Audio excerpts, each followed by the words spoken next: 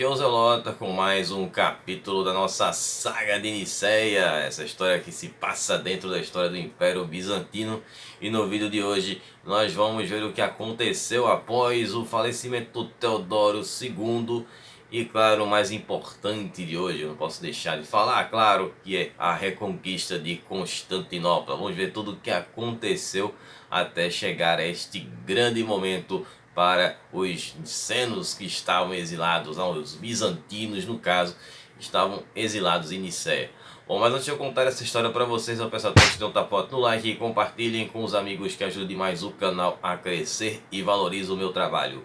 Vocês que são novos aqui, sejam muito bem-vindos. E essa aqui é a saga bizantina, onde eu conto a história de todos os imperadores e usurpadores bizantinos. Por isso eu recomendo que vocês assistam aos capítulos anteriores para entender melhor a história. Me sigam no Instagram, @zelota, para vocês ficarem sabendo das novidades do canal sempre que os vídeos forem postados. E também participarem das enquetes para escolher os especiais de quarta. Também tem o Curta com o Zelota, que é um conteúdo extra e exclusivo aqui do canal, que fica a nossa área de membros, que é o Acampamento Zelota. É só vocês clicarem no botão azul embaixo da tela ou no link na descrição para se tornar membro. Vídeos todas as quartas às 20 horas com os especiais e nos sábados às 17 horas com a saga bizantina. Sempre com metodologia nada ortodoxa, com muitas imagens, muito conteúdo sem enrolação. Então vamos ver o que aconteceu. Bom, como de tradição dos vídeos, eu vou fazer a introdução aqui do imperador do vídeo, né, o personagem. Portanto, vamos falar de João IV. Ele que reinou de 1258 a 1261. Nasceu no dia 25 de dezembro de 1250 em Nicéia. Ele era filho do Teodoro II Láscaris e de Helena da Bulgária. O João se tornou imperador apenas aos 7 anos de idade, após o falecimento do seu pai, o Teodoro II, e ele também foi o último membro da dinastia Láscaris, essa dinastia que muito lutou para a restauração do Império Bizantino, começando lá atrás com o Teodoro I. Bom, e claro, obviamente, por se tratar de uma criança, o seu reinado foi, no início ali, tendo como o regente o Jorge Masulon, que era um amigo ali de infância do pai dele, né, no caso do Teodoro, e também era um grande braço direito do Teodoro. Mas vamos pular para outra história, que é o que mais importa. Miguel Paleólogo, este personagem que vai ser o grande nome da história de hoje. Miguel Paleólogo nasceu em 1226 em Nicéia. Ele que era filho de Andrônico Paleólogo, que era, no caso, o trineto de Jorge Paleólogo, o que foi o comandante do exército de Aleixo I, e o primeiro paleólogo a aparecer aqui nas histórias do canal. E Teodora Angelina Paleóloga, que era neta do Aleixo III. Bom, o Miguel foi criado na corte do João Vatatzes, não, o grande João III, e rapidamente se tornou parte do exército de Nicéia. Quando general, em 1253, o Miguel foi preso sob a acusação de conspiração durante o reinado do João Vatatzes. Mas depois foi provado que tinha sido apenas um mal entendido. Então ele foi libertado e acabou sendo promovido a governador da Tessalônica. E depois ele acaba se tornando o comandante do exército de Nicéia na Bitínia, no caso, né? Quando João III Vatatzes faleceu em 3 de novembro de 1254 e o Teodoro II assumiu o trono, foi quando as coisas mudaram para o Miguel Paleólogo. Bom, o imperador novo, ele era, como vocês conheceram a história dele, um cara, um filósofo, um estudioso. Ele não era um soldado, então ele tinha muita desconfiança com relação ao Miguel, e vocês sabem que ele teve também problemas psicológicos. Bom, em 1265, Miguel Paleólogo foi quem liderou o exército de Nicéia contra Miguel Ducas do Épiro. E depois dessa batalha, que ele não conseguiu vencer, ele foi novamente acusado de conspiração. E aí o Miguel Paleólogo, ele se refugiou no sultanato de Rum, onde lá ele acabou se juntando aos seljúcidas e liderou as forças Seljúcidas contra os ataques dos mongóis. Em 1258, Miguel ele é perdoado por Teodoro e retorna para Niceia. E lá ele volta a comandar as tropas de Niceia. Bom, em outra campanha contra os Epirotes, que aconteceu em Dirráquio, bom, algo não deu certo, ele acabou tendo que recuar. E esse fracasso foi visto como mal visto, na verdade, pelo Teodoro II, mais uma vez como alguma tentativa de passar a perna no imperador. Então o Teodoro II mandou que o Miguel fosse preso mais uma vez, apesar de toda a contestação ali da aristocracia. Bom, e aí é o grande plot twist desse vídeo. Em 18 de agosto de 1258, o Teodoro II faleceu. Então, como eu já falei no início, o Jorge Mazzulon se tornou o regente do agora novo imperador João IV Lascaris. Bom, o Jorge, apesar de receber essa importante missão, ele não queria, porque ele sabia que ele não era muito popular com a aristocracia e, enfim, ele pensou em nomear uma outra pessoa para o cargo. Mas aí a nobreza foi lá e confirmou a posição dele como regente. Bom, 9 dias depois do funeral do Teodoro II na Magnésia, mercenários francos entraram na igreja e lá eliminaram não só o Jorge, mas também os irmãos dele, deixando o jovem João sem nenhum regente. E aí as acusações caíram justamente em cima de quem? Da burguesia, que foi perseguida durante o reinado do Teodoro II, foi cortada ali de cargos importantes em detrimento a pessoas que tinham origens mais humildes, como foi no caso dos irmãos Mazzulon, que vocês viram o que aconteceu com eles. E aí ficou essa questão. Mas quem era que estava por trás desse ataque? Quem é que estava liderando essa conspiração com esses francos mercenários? Foi nada mais ou menos do que o Miguel Paleólogo, com a sua grande vingança, enquanto ele estava ainda preso. E aí o Miguel Paleólogo acaba se tornando a figura mais importante em Niceia. E por isso ele acaba sendo solto, ser considerado a pessoa mais capacitada para fazer a regência desse reinado. E aí tem, claro, uma votação para escolher quem seria essa pessoa, e o Miguel ganha essa votação, essa eleição, eleito para ser o novo regente do João IV. E aí Miguel ganha grandes poderes, não só de decisão do que quais seriam os próximos passos do Império, como também de administrar o cofre do Império. Então ele consegue o título de déspota, que é um título dos mais importantes dentro da corte de Bizâncio, e ficando apenas atrás do próprio imperador. Mas para Miguel era pouco, ele queria um cargo ainda maior. Então ele conseguiu convencer o patriarca de Niceia, que era o Arsênio Autoriano, que era o tutor, no caso do menino ali do João, e também é conhecido como Arsênio I de Constantinopla, né? Ele se torna esse patriarca de Constantinopla, mesmo estando em Niceia. Vou explicar essa situação alguns vídeos atrás. Bom, e aí o que acontece? O Miguel é coroado como co-imperador e com a promessa de preservar o trono do João IV. Bom, essa coroação aconteceu no dia 1º de dezembro de 1258 e ali ele assume o nome de Miguel VIII Paleólogo. Bom, um mês depois acontece uma nova coroação, né, 1º de janeiro, exatos 30 dias depois, e é feita essa nova coroação do Miguel ao lado do menino João. E aí ambos considerados como novos imperadores lá em Niceia. Inclusive foi feita na catedral, e essa coroação feita pelo patriarca Arsênio I de Constantinopla.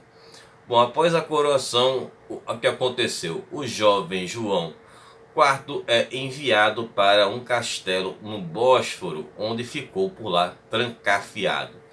Então, ao perceber que foi enganado, o Arsênio se retirou do posto de patriarca e foi para um convento. ele acabou sendo substituído a contragosto dos bispos de Nicéia pelo bispo de Éfeso, que era o Nicéforo II de Constantinopla, se tornando o novo patriarca. Bom, então Miguel, quando ele assumiu o trono, ele já iniciou as suas grandes campanhas com o objetivo que era Constantinopla. Então ele começa ali lutando contra os próprios francos que haviam sido contratados, os francos mercenários, mas vamos colocar os francos considerados como os francos latinos do Império Latino de Constantinopla, que havia se enfraquecido bastante, né, nessas últimas décadas aqui da saga que a gente tem visto.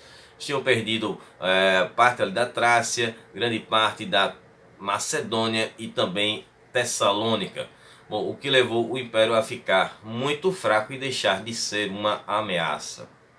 Então Miguel VIII ele fez um acordo com o imperador latino Balduíno II de Courtenay para apenas se focar em um inimigo mais poderoso, que era o despotato do Épiro.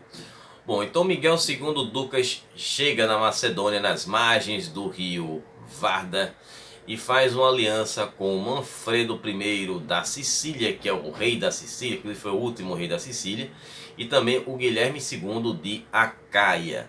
Bom, aí vou abrir um parênteses, ele era príncipe do Principado de Acaia ou de Moreia, conhecido como essas duas formas desse principado, que era um estado vassalo do Império Latino. Inclusive também este Guilherme, ele era genro do Miguel II, então por isso aí essa aliança. Bom, o Miguel VIII agiu rapidamente e mandou o seu general, que também era seu irmão João Paleólogo, com um exército para a Grécia. Lá o João Paleólogo derrotou o exército do déspota do Épiro em Edessa, e depois ele seguiu em campanha até Ocrida, que atualmente faz parte do território da moderna Macedônia. Bom, ansioso pela vingança depois daquela derrota, o Miguel II ele consegue ali se juntar com o Guilherme II e também os cavaleiros que foram enviados pelo Manfredo I, esses cavaleiros que vieram da Sicília. Mas aí eles acabaram sendo novamente derrotados pelo João Paleólogo. Inclusive depois desse combate o Guilherme II foi capturado na Batalha de Pelagônia. E aí o João ele seguiu na campanha e conquista a cidade de Arta, que ficava lá no Épiro. Inclusive é nessa cidade onde foi sepultado o corpo de Pirro, né, o grande rei do Épiro, isso, o Pirro lá da antiguidade. E depois disso ele segue fazendo expedições pela Grécia até Tebas.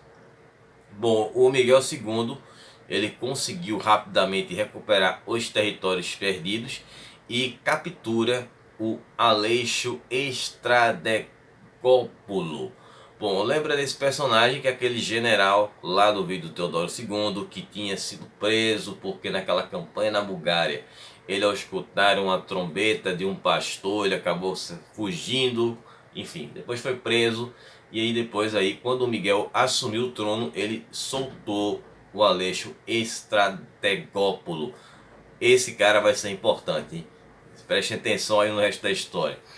Bom, e aí o que aconteceu? Ele foi reincorporado ao exército.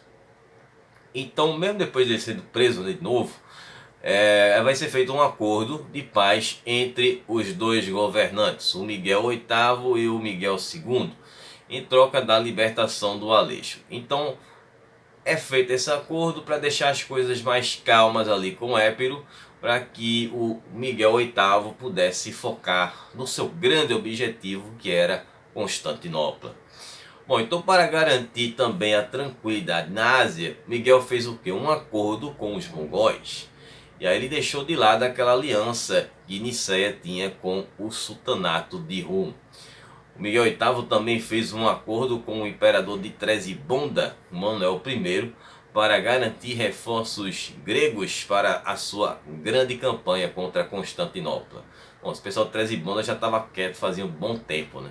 Para Miguel, a reconquista de Constantinopla era fundamental para legitimar a posição dele como imperador, ainda que ele não era estável como imperador. Ele estava como co-imperador do menino, já que o menino estava preso ali no castelo. Mas a própria aristocracia de Niceia estava dividida com relação a essa campanha. Bom, era uma campanha que custaria muito caro para os cofres de Niceia, e deslocar o império para mais ao ocidente, né, recuperando ali, voltando para o seu local de origem, colocaria o Império de Niceia em uma posição em que eles teriam que enfrentar novos inimigos. Já não bastariam apenas os inimigos da Europa Oriental e da Ásia, mas também teríamos do Oriente, claro, teríamos os outros inimigos do Ocidente. Bom, e aí a grande campanha? Bom, ciente que precisava proteger as suas fronteiras antes de sair em campanha, o Miguel VIII deixou tudo organizado e o território de Niceia protegido antes de partir a caminho de Constantinopla. E aí, em 1260, o Miguel VIII chega em Celíbria, que hoje é um atual distrito de Celivre, que fica em Istambul. Bom, só que essa cidade ela ainda não havia sido conquistada nas campanhas anteriores, e Miguel precisava passar por essa cidade pelo caminho por terra. E aí foi feito um acordo para que as portas fossem abertas dessa cidade. Então teria que ser feito um acordo de uma troca de um preso que era latino, no caso ele era franco, em troca das portas serem abertas. E aí o Miguel, que tinha capturado este comandante aí dos latinos na batalha de Pelagônia, o caso foi o João, né, que foi na campanha, enfim, ele teve que fazer essa troca. E aí o que aconteceu? Ele realmente libertou este cidadão, mas as portas da cidade não foram abertas. E aí o Miguel VIII retorna frustrado para Niceia. Bom, mas aí essa expedição chamou bastante a atenção dos genoveses, que mandaram uma embaixada para Ninfaion, que era onde ficava o palácio de veraneio dos imperadores de Niceia. E aí os interesses dos genoveses eram grandes para ajudar os nicenos, uma vez que desde a queda de Constantinopla em 1204 eles haviam perdido os seus privilégios em terras bizantinas para os venezianos. E então eles faziam ataques piratas contra os venezianos para tentar compensar as perdas que eles tiveram. E aí o Miguel VIII conhecia o potencial da marinha genovesa, né? Ele realmente quase não tinha uma marinha para poder utilizar nessa campanha. Então ele aceita todas as condições que os genoveses fazem, e é feito um tratado e é assinado no dia 13 de março de 1261. Então é feita uma aliança entre os nicenos e os genoveses contra os inimigos em comum, Balduíno II de Courtenay e os venezianos. Então, no acordo, os genoveses deixaram claro que deixariam a sua frota toda à disposição de Niceia para esse ataque, em troca de, após a captura de Constantinopla, lhes fossem dados os privilégios que os venezianos tinham. Bom, Constantinopla tinha que ter um bairro genovês e eles teriam livre comércio pelo território bizantino. Então, no caso, o monopólio veneziano seria substituído pelo genovês. Bom, tudo estava pronto para o ataque, mas as coisas saíram muito diferentes do planejado. O general Aleixo Strategópolo, aquele mesmo que foi preso depois pelo Teodoro, foi capturado, bom, enfim. Ele foi para a fronteira da Bulgária, levando 800 homens com ele para observar Constantinopla de longe, sem o objetivo de tomar a cidade. Então ele enviou uma pequena patrulha para perto ali das muralhas de Constantinopla para observar de perto ali como estavam as coisas. E aí os habitantes da antiga capital bizantina, ao perceberem que aqueles homens que estavam ali circulando Constantinopla eram soldados do exército de Niceia, simplesmente abriram as portas da cidade. E aí o Aleixo Strategópolo acabou sendo tendo esse privilégio de ser o primeiro a retornar em Constantinopla no dia 25 de julho de 1261. As coisas aconteceram tão rápido que o imperador latino Balduíno II acabou fugindo em um barco, e o reforço que viria de Veneza, uma frota, dias depois chegou e parou lá pelo Mar Negro, e de lá retornou, pois Constantinopla havia sido reconquistada. Constantinopla é recuperada depois de 57 anos do exílio dos bizantinos em Niceia, e um imperador bizantino novamente sentaria-se em um trono na capital do Império Bizantino, agora restaurado. Quem diria, hein? Aquele general que fugiu, foi preso e, enfim, foi o primeiro a entrar novamente em Constantinopla. Bom, espero que vocês tenham gostado, que vocês tenham entendido. Estarei retornando na próxima quarta com o nosso especial. A enquete já está aí no ar. Dá uma conferida na aba comunidade. Caso para quem não votou ainda no Instagram, ainda está aberto aí. Beleza? Então, no próximo sábado também nós vamos ver a sequência dessa história com o reinado do Miguel VIII no agora restaurado Império Bizantino. E claro, quem quiser assistir, curta com o Zelota, vai estar disponível aí. Eu vou falar sobre os objetivos e os fracassos dos latinos em Constantinopla. Então a gente se vê na próxima quarta. Um abraço, Zelota, até lá. Falou, pessoal.